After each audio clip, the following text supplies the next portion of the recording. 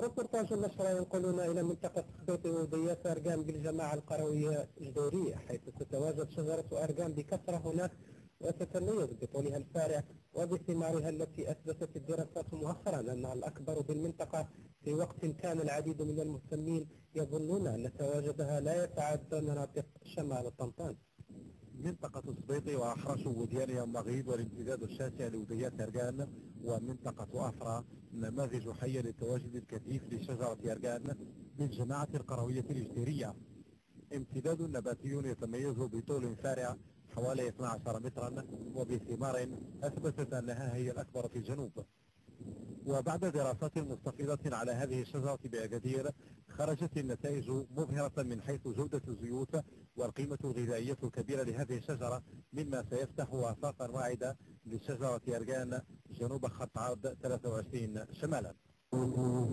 جودة عالية كان طريقة عسل تعليم العين، زيت أرقان يعني بيستهلك عن طريق الأكل، وزيت أرقان الثاني بيستعمل بالتجميل، وكانت نتيجة جد طيبة. كان برنامج ديال إن شاء الله بحول الله مع قوته ديال التثمين ديال أرقان إقليم سمارة، كان برنامج 2012 إن شاء الله.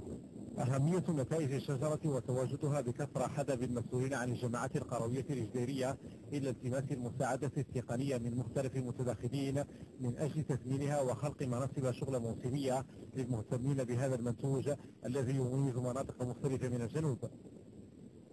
قمنا بمراسلة اتجاه يعني كل الفاعلين في هذا الميدان، في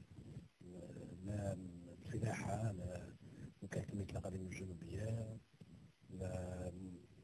رئاسة المشامخ ومديرية الجامعات المحلية، المياه والغابات، المجلس الإقليمي، الجماعة، الجمعيات المهتمة بهذا الموضوع، من أجل يعني حقيقة إخراج هذه الشجرة إلى حيز الوجود، وأن تكون حقيقة يعني مورد اقتصادي وتنموي في هذه الجماعة.